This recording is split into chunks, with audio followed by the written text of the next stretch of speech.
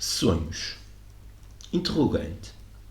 Disseram-me certos especialistas que o sonhar é tão importante como o pensar e estar ativo durante o dia e que o viver diário estaria sujeito a enorme pressão e tensão se eu não sonhasse. Sustentam eles. Eu não vou aqui servir-me de sua terminologia, porém de minhas próprias palavras, que durante certos períodos do sono o movimento das pálpebras indica sonhos revigorantes e que estes trazem ao cérebro uma certa claridade.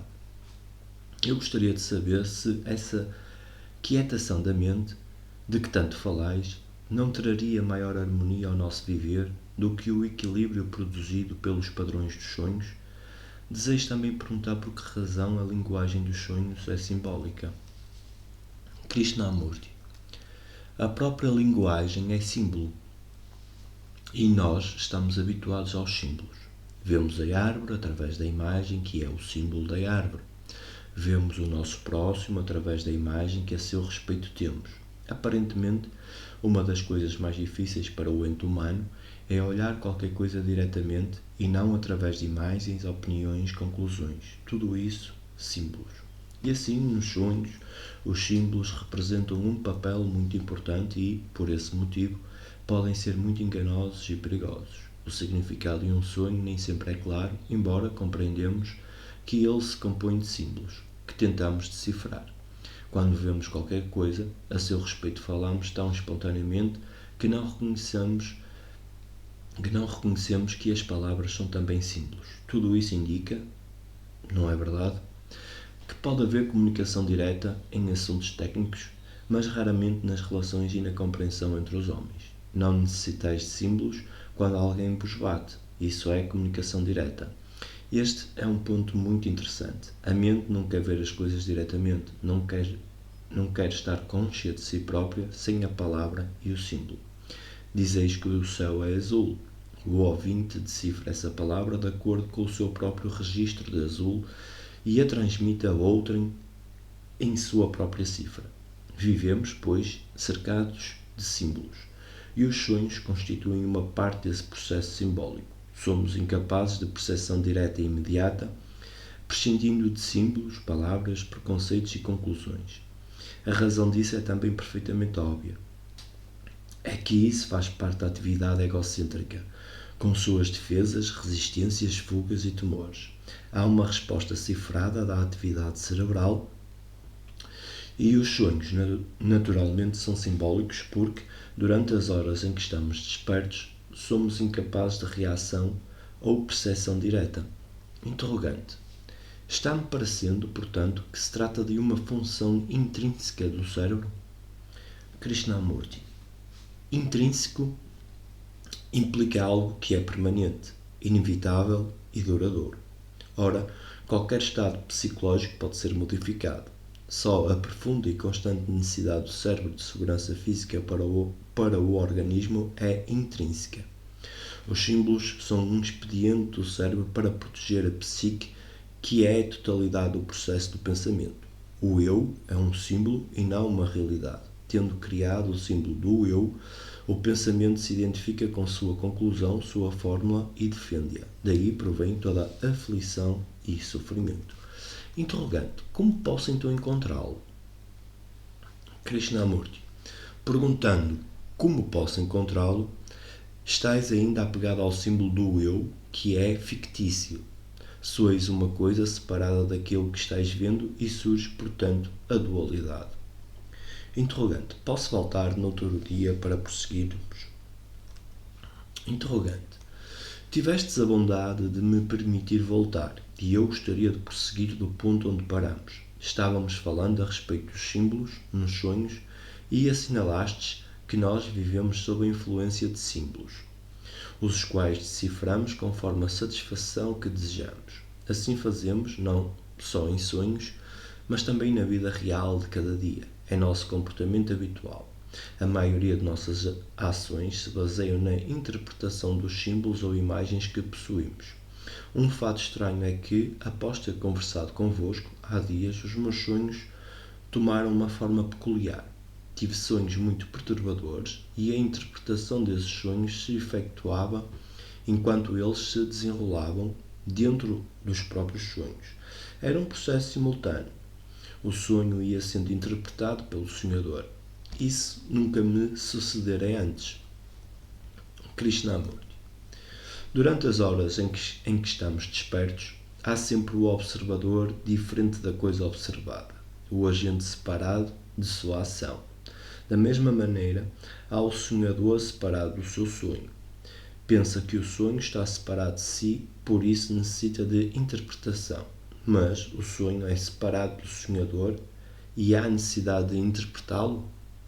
Quando o observador é a coisa observada, que necessidade há de interpretar, de julgar, de avaliar? Tal necessidade só existiria se o observador fosse diferente da coisa observada. É muito importante compreender isso. Nós separamos a coisa observada do observador, resultando daí não só o problema da interpretação, mas também o conflito e os numerosos problemas com ele relacionados. Divisão é ilusão. A divisão em grupos, raças, nacionalidades é fictícia. Somos entes humanos, não separados por nomes e rótulos. Quando os rótulos se tornam mais importantes do que tudo mais, ocorre a divisão e lá vêm as guerras e outros choques. Interrogante. Como posso então compreender o significado do sonho? Ele deve ter algum significado. É por acidente que sonho com um certo acontecimento ou uma certa pessoa? Krishnamurti. Consideremos esta questão de maneira diferente. Há alguma coisa para compreender? Quando o observador pensa diferir da coisa observada, há esforço para se compreender essa coisa existente fora dele próprio. O mesmo processo se verifica em seu interior. O observador deseja compreender a coisa observada, que é ele próprio. Mas, quando o observador é a coisa observada, não há nada para compreender, há só observação. Dizeis que num sonho há alguma coisa que se precisa compreender, pois, de contrário, não haveria sonhos. Dizeis que o sonho é uma sugestão relativa a alguma coisa não esclarecida que precisa ser compreendida.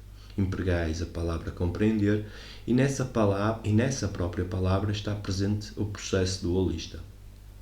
Pensais que há um eu e uma coisa para compreender, ao passo que, na realidade, essas duas entidades são uma só e a mesma coisa. Por conseguinte, a vossa busca de significação para o sonho provém do conflito. Interrogante. Pode-se dizer que o sonho é a expressão de alguma coisa que está na mente? Krishnamurti. É, de certo. Interrogante. Não vejo possibilidade de considerar o sonho pela maneira como o considerais. Se o sonho não tem significação, por que então existe? Krishnamurti. O eu é o sonhador. E o sonhador quer ver a significação do sonho que ele próprio inventou ou projetou. Portanto, um e outro são sonhos. Um e outro são irreais. Essa irrealidade se tornou real para o sonhador, para o observador que se considera separado. O problema da interpretação dos sonhos resulta todo inteiro dessa separação entre o agente e a ação. Interrogante. Estou ficando cada vez mais confuso. Podemos recapitular isso de maneira diferente? Posso ver que um sonho é produto de minha mente e não está separado dela, mas os sonhos parecem provir de níveis mentais ainda inexplorados e, assim, são como sugestões de algo que está vivo na mente. Krishnamurti. Não é na vossa mente pessoal que há coisas ocultas. Vossa mente é a mente humana. Vossa consciência é a totalidade do homem. Mas, quando as particularizais com vossa mente, limitais a sua atividade e, em virtude dessa limitação, surgem os sonhos. Durante as horas em que estáis desperto, observai sem o observador que é uma limitação. Toda a divisão é limitação. Tendo-se dividido em eu e não eu, tem o eu, o observador, o sonhador, numerosos problemas, entre eles os sonhos e a respectiva interpretação. Em qualquer caso, só podeis ver o significado ou valor de um sonho de maneira limitada, porque o observador é sempre limitado. O sonhador perpetua a sua própria limitação e, por conseguinte, o sonho é sempre a expressão do incompleto e nunca do todo. Interrogante.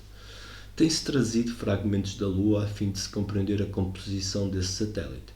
Pela mesma maneira, tentamos compreender o pensamento humano, trazendo fragmentos de nossos sonhos para examinar o que eles expressam. Krishnamurti. As expressões da mente são fragmentos da mente. Cada fragmento se expressa de sua maneira própria e contradiz outros fragmentos. Um sonho pode contradizer outro sonho. Uma ação, outra ação. Um desejo, outro desejo. A mente vive nesta confusão. Uma parte dela diz que precisa compreender uma outra parte, um sonho, uma ação ou um desejo. Assim, cada fragmento tem seu observador próprio, sua atividade própria. Em seguida, um super-observador procura juntá-los todos harmonicamente. O super-observador é também um fragmento da mente. São essas contradições, essas divisões, que dão origem aos sonhos. A verdadeira questão, pois, não é a interpretação ou compreensão de um dado sonho, porém, sim a percepção de que esses numerosos fragmentos estão contidos no todo. Vedes, então, a vós mesmo como um todo, e não como fragmento de um todo. Interrogante. Quereis dizer, Senhor, que devemos estar cônscios durante o dia do inteiro movimento da vida e não simplesmente nossa vida de família ou nossa vida de negócios ou qualquer outro aspecto individual da vida? Krishnamurti. A consciência é o homem inteiro e não pertence a ninguém pessoalmente. Quando há consciência pessoal, surge o complexo problema da fragmentação, da contradição, da guerra. Quando, durante as horas de vigília, há no ente humano o percebimento do movimento total da vida, que necessidade há então de sonhos? Esse percebimento total, essa atenção, põe fim à fragmentação e à divisão, não existindo conflito de espécie alguma. A mente não necessita sonhar. Interrogante. Isso, positivamente, abre uma porta pelo qual estou vendo muitas coisas. Tradição. Interrogante. Pode uma pessoa libertar-se realmente da tradição? Pode alguém ficar livre do que quer que seja? Ou a questão é de nos esquivarmos dela e não nos deixarmos preocupar com ela? Muito tendes falado a respeito do passado e do seu condicionamento, mas tenho de facto alguma possibilidade de libertar-me disso que constitui o próprio fundo de minha vida?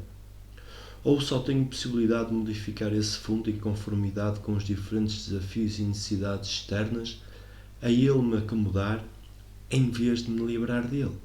Essa me parece ser uma das coisas mais importantes e eu gostaria de compreendê-la, porque sempre tive o sentimento de que estou levando um fardo, o peso do passado. Eu bem gostaria de aliviar-me dele para sempre. É possível isso?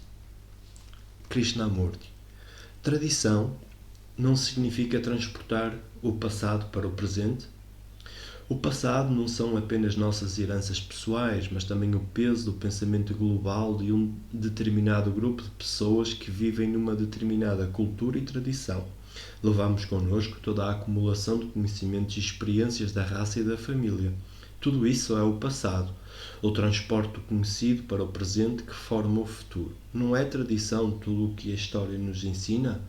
Perguntais se uma pessoa pode libertar-se dela. Antes de mais nada, porque deseja ela libertar-se? Porque deseja aliviar-se dessa carga? Porquê? Interrogante. Isso me parece bem simples. Eu não desejo ser o passado. Quero ser eu mesmo. Quero expurgar-me de toda essa tradição para poder tornar-me um ente humano novo. Penso que, na maioria de nós, existe esse sentimento, esse desejo de renascer. Krishnamurti. Não podeis tornar-vos novo, pelo simples fato de o desejardes ou lutardes para ser novo. Tendes não só de compreender o passado, mas também de descobrir quem sois. Não sois o passado? Não sois a continuação do que foi, modificado pelo presente? Interrogante. Minhas ações e pensamentos são-no, mas minha existência não o é. Krishnamurti. Pode-se separar as duas coisas, a ação e o pensamento, da existência? Meu pensamento, minha ação, minha existência, meu viver e minhas relações, tudo isso não é a mesma coisa? A fragmentação em eu e não eu faz parte dessa tradição. Interrogante. Quereis dizer que, quando não estou pensando, quando o passado não está funcionando, eu estou completamente apagado, deixei de existir? Krishnamurti, deixemo-nos de perguntas supérfluas e consideremos o ponto com que iniciamos esta palestra. Pode uma pessoa libertar-se do passado? Não apenas do passado recente, mas também do passado imemorial, do passado coletivo, racional, humano, animal? Vós sois todo ele, de ele não estáis separado. E perguntaste se tendes possibilidade de pô-lo de parte e renascer. O vós é o passado, e quando desejais renascer como uma entidade nova, a nova entidade que imaginais é uma projeção da velha coberta da palavra nova. Mas por baixo sois o passado. A questão, pois, é se o passado pode ser posto de parte ou se continua a haver infinitamente uma forma modificada de tradição a mudar, a acumular, a rejeitar, porém, sempre o passado em diferentes combinações. O passado é a causa e o presente o efeito, e hoje o efeito de ontem se torna a causa do amanhã. Essa cadeia é a maneira de ser do pensamento, pois o pensamento é passado. Perguntais se pode ser detido esse movimento de ontem para o hoje. Pode-se olhar e examinar o passado, ou isso é completamente impossível. Para olhá-lo, o observador deveria estar fora dele, mas não está, e apresenta-se assim outro problema. Se o próprio observador é o passado, como isolar o passado para observá-lo? Interrogante: posso observar uma coisa objetivamente? Krishnamurti: mas vós, o observador, sois o passado que está tentando observar a si próprio. Só podeis objetivar a vós mesmos como uma imagem que formastes através dos anos em relações de toda a espécie. E, portanto, o vós que objetivais é memória e imaginação, o passado. Quereis olhar-vos como se fosseis uma entidade diferente daquela que está olhando, mas vós sois o passado, com os seus velhos juízos, avaliações, etc. A ação do passado está a observar, a olhar a memória do passado. E assim, nunca ficareis livre do passado. O contínuo exame do passado pelo próprio passado perpetua o passado. Esta é a ação mesma do passado, a ação mesma da tradição. Interrogante: que ação é então possível? Se eu sou passado e vejo que o sou, então tudo o que eu faço para apagar o passado estará aumentando o passado.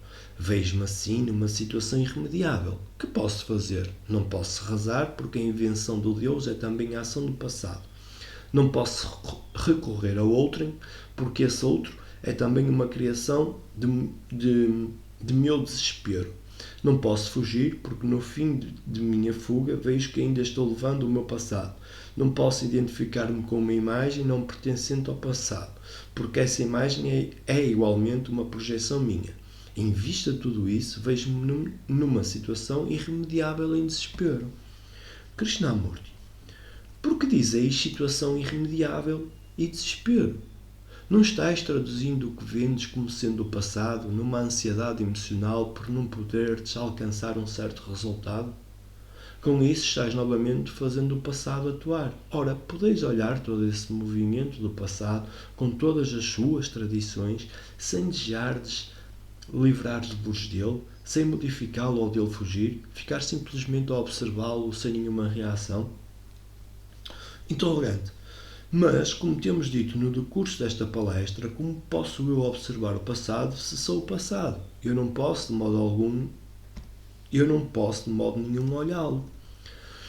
Krishnamurti: podeis olhar a vós mesmos, que sois o passado, sem nenhum movimento do pensamento que é o passado? Se podeis olhar sem pensar, sem avaliar, gostar, não gostar, julgar, isso é o olhar com olhos não contaminados pelo passado. É olhar em silêncio, sem o barulho produzido pelo pensamento. Nesse silêncio não há o observador e a coisa que ele está observando, o passado. Interrogante: quereis dizer que, quando se olha sem avaliação ao julgamento, o passado desapareceu? Mas ele não desapareceu, existem ainda os milhares de pensamentos e ações e todas as ninharias que, um momento atrás, pululavam. Olho e vejo que tudo isso existe ainda. Como podeis dizer que o passado desapareceu? Poderá ter detido momentaneamente o seu movimento? Krishnamurti: quando a mente está em silêncio, Esse silêncio é uma dimensão nova, e se alguma ninharia subsistir, será instantaneamente dissolvida, porque a mente tem agora uma energia de qualidade diferente que não é a energia gerada pelo passado. É isto que importa verdadeiramente, ter essa energia que dissipa tudo o que vem do passado. O transportar do passado é uma energia de espécie diferente. O silêncio dissolve essa outra energia. O maior absorve o menor e permanece intacto. Semelha ao mar, que recebe as águas impuras do rio e permanece puro. Isso é que é importante. Só essa energia pode apagar o passado. Ou temos silêncio ou temos o barulho do passado. No silêncio o barulho cessa e o novo é esse silêncio. Não sois vós que vos tornais novo. Esse silêncio é infinito e o passado é limitado. Na plenitude do silêncio, o condicionamento do passado cai por terra. Condicionamento. Interrogante. Muito falais sobre o condicionamento e dizeis que devemos libertar-nos dessa servidão para não ficarmos aprisionados para sempre. Uma tal asserção é verdadeiramente escandalosa e inadmissível.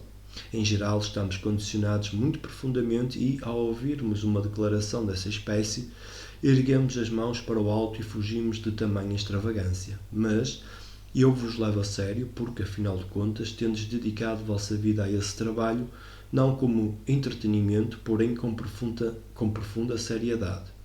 Por essa razão, desejo conversar convosco para ver até que ponto o ente humano pode descondicionar a si próprio. Isso é realmente possível?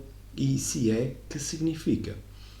Tenho alguma possibilidade, eu que vivo num mundo de hábitos, tradições, aceitação de teorias ortodoxas sobre tantos assuntos, tenho alguma possibilidade de sacudir de mim esse condicionamento tão profundamente enraizado em mim, que entendeis exatamente por condicionamento e que entendeis por libertação do condicionamento. Krishnamurti. Consideremos antes a primeira pergunta. Não estamos condicionados fisicamente, nervosamente, mentalmente pelo clima em que vivemos, pelos alimentos que tomamos, pela cultura em que vivemos, pela totalidade do nosso ambiente social, religioso e económico, por nossa experiência pela educação e por pressões e influências domésticas. São esses os fatores que nos condicionam, nossas reações, conscientes e inconscientes, aos desafios do nosso ambiente, intelectuais, emocionais, externos e internos, representam a ação do condicionamento. A linguagem é condicionamento. Todo pensamento é ação, reação do condicionamento. Vendo-nos condicionados, inventamos um agente divino que, como piamente acreditamos, irá libertar-nos desse estado mecânico. Cremos na nossa existência, fora ou dentro de nós, como Atman, a alma, o reino dos céus interior e sabe Deus o que mais. A essas crenças nos apegamos com todas as forças, sem ver que elas próprias fazem parte do fator condicionante que supostamente irão destruir ou substituir. Assim, sentimos-nos incapazes de nos descondicionarmos neste mundo e sem vermos sequer que o problema é o condicionamento. Pensamos que a liberdade se encontra no céu ou em Mosca, no Nirvana. No mito cristão do pecado original e na doutrina oriental de Sansara, nota-se que o fator condicionante foi sentido, ainda que um tanto vagamente. Se tivesse sido visto claramente, tais doutrinas e mitos naturalmente não teriam surgido. Atualmente os psicólogos estão também lutando para resolver este problema e condicionando-nos mais ainda. Assim, especialistas religiosos nos condicionaram, a ordem social nos condicionou, a família, que dela faz parte, nos condicionou. Tudo isso é o passado que constitui todas as camadas claras e ocultas da mente. Em passant, é interessante notar que o chamado indivíduo não existe realmente, porque sua mente se abebera no reservatório comum do condicionamento, que ela partilha com todas as demais, por conseguinte é falsa a divisão entre o indivíduo e comunidade. Há só condicionamento. E esse condicionamento está em ação em todas as relações com coisas, pessoas e ideias. Interrogante. Que me cabe então fazer para me livrar dele? Viver nesse estado mecânico não é viver realmente e todavia, toda a ação, toda a vontade, todo o julgamento é condicionado. Assim, nada posso fazer em relação ao condicionamento, nada que não esteja condicionado. Estou de pés e mãos amarrados. Krishnamurti. O verdadeiro fator de condicionamento no passado, no presente e no futuro é o eu que pensa em função do tempo. O eu que se esforça em sua necessidade de libertar-se. Assim, a raiz de todo o condicionamento é o pensamento. O eu é a essência mesma do passado. O eu é tempo. O eu é sofrimento. O eu se esforça para libertar-se de si próprio, esforça-se e luta para alcançar, rejeitar, vir a ser. Essa luta por vir a ser é tempo, e nela há confusão e avidez de mais e de melhor. Busca o eu a segurança e, não a encontrando, transfere para o céu o objetivo de sua busca. E esse mesmo eu que, na esperança de perder sua identidade, se identifica com algo maior do que ele, a nação, o ideal ou um Deus, esse mesmo eu é o fator do condicionamento. Interrogante. Tomaste-me tudo. Quem sou eu sem este eu? Krishnamurti. Se não há eu, estás descondicionado. Quer dizer, sois nada. Interrogante. Pode o eu terminar sem esforço do próprio eu? Krishnamurti. O esforço por tornar-se alguma coisa é a reação à ação do condicionamento. Interrogante. Como pode deter-se a ação do eu? Krishnamurti. Só poderia deter-se se o virdes em atividade. Se o virdes em ação, ou seja, num estado de relação. Esse ver será o fim do eu. Esse ver não só é uma ação não condicionada, mas também atua no condicionamento. Interrogante. Quereis dizer que o cérebro, que é o resultado de uma imensa evolução com o seu infinito condicionamento, pode libertar-se? Krishnamurti. O cérebro é resultado do tempo. Ele está condicionado para proteger-se fisicamente, mas quando tenta proteger-se psicologicamente, começa então o eu e surgem as aflições. Esse esforço para proteger-se psicologicamente é a confirmação do eu. Tecnologicamente, o cérebro pode aprender a adquirir conhecimentos, mas quando psicologicamente ele adquire saber, esse saber se impõe nas relações como o eu, com suas experiências, sua vontade, sua violência. É esse eu que introduz nas relações a divisão, o conflito e o sofrimento. Interrogante. Pode o cérebro quietar-se e só funcionar quando tem de operar tecnologicamente, só funcionar quando se requer a ação do conhecimento, como, por exemplo, para aprender uma língua, guiar um carro ou construir uma casa? Krishnamurti. O perigo que há nisso é a divisão do cérebro em psicológico e tecnológico. Daí resultando mais uma contradição, um condicionamento, uma teoria. A verdadeira questão é se o cérebro em sua totalidade pode tornar-se silencioso, quieto e responder eficientemente só quando tem de fazê-lo na tecnologia ou no viver. Portanto, não nos interessa o psicológico ou o tecnológico. Queremos apenas saber se essa mente inteira pode ficar silenciosa e só funcionar quando tem de funcionar. Nós dizemos que pode pela compreensão da meditação. Interrogante.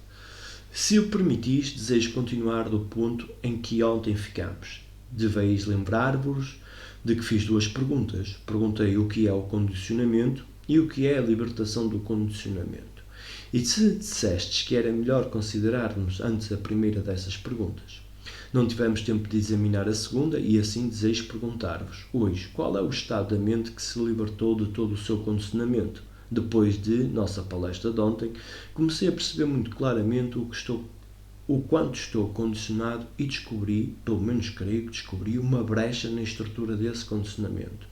Conversei com um amigo sobre o assunto e, considerando certos casos reais de condicionamento, vi, com toda a clareza, quão profundamente as nossas ações são por ele envenenadas. Como dissestes, na conclusão, a meditação é o esvaziar da mente de todo o condicionamento para que não haja deformações ou ilusões. Como se pode ficar completamente livre de toda deformação e ilusão? Que é ilusão? Krishnamurti. É tão fácil enganarmos a nós mesmos, tão fácil nos convencermos de qualquer coisa. O sentimento de que devemos ser alguma coisa é o começo da ilusão e, naturalmente, essa atitude idealista leva a várias formas de hipocrisia. Qual a causa da ilusão? Um dos fatores é a constante comparação entre o que é e o que deveria ser ou poderia ser. É essa medição entre o bom e o mau, o pensamento que quer melhorar a si próprio, a memória do prazer, a querer mais prazer, etc. É esse desejo de mais, essa insatisfação que nos faz aceitar qualquer coisa, a ter fé em qualquer coisa, e isso há de levar inevitavelmente a toda espécie de engano, de ilusão. São o desejo e o medo, a esperança e o desespero que projetam o algo, a conclusão que se quer experimentar. Essa experiência, por conseguinte, não tem realidade. Todas as chamadas experiências religiosas seguem esse padrão. O próprio desejo de esclarecimento também gera, forçosamente, a aceitação da autoridade, que é o contrário do esclarecimento. Desejo, insatisfação, medo, prazer, desejo de mais, ânsia de mudança, tudo isso é medição e constitui a essência da ilusão. Interrogante: e vós? Não tendes realmente nenhuma ilusão a respeito de coisa alguma? Krishnamurti: eu nunca meço a mim mesmo ou aos outros. Só podemos estar livres dessa medição quando estamos vivendo realmente com o que é. Nem desejo alterá-lo, nem julgando, bom ou mau. Viver com uma coisa não significa a aceitação dela. Ela é um fato, quer a aceitemos, quer não. Viver com uma coisa não significa tampouco identificar-se com ela. Interrogante: deixai-me tornar a pergunta: o que é essa liberdade que tanto desejamos? Esse desejo de liberdade se expressa em todas as pessoas, às vezes por maneiras as mais estúpidas, mas pode-se dizer que no coração humano há sempre essa profunda ânsia que nunca se realiza, de libertação? Há uma luta incessante por se ser livre. Sei que não sou livre, preso que estou na armadilha de inúmeros desejos e necessidades. Como posso libertar-me e que significa estar realmente, verdadeiramente livre? Krishnamurti: talvez isto vos ajude a compreendê-lo. A negação total é essa liberdade.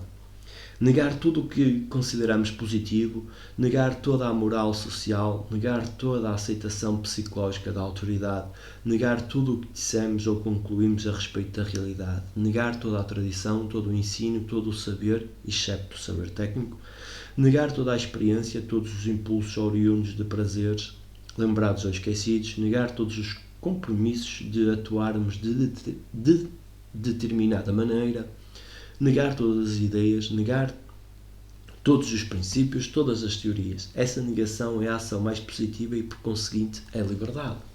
Interrogante: se eu quiser apagar tudo isso, pouco a pouco, nesse trabalho me verei empenhado toda a vida e ele próprio se tornará a minha servidão.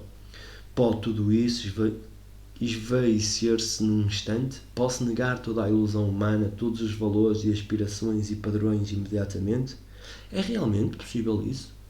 Não se requer uma enorme capacidade que me falta, uma enorme compreensão para ver tudo isso num relance e deixá-lo exposto à luz daquela inteligência de que tendes falando? Tenho muitas dúvidas sobre se sabeis o que isso exige de mim. Mandar-me, a mim, um homem comum, educado na maneira comum, mergulhar numa coisa que se me afigura como um incrível vácuo. Posso fazê-lo? Não sei o que significa um tal mergulho. É o mesmo que me mandar transformar-me subitamente no mais belo, no mais puro, no mais amável dos entes humanos.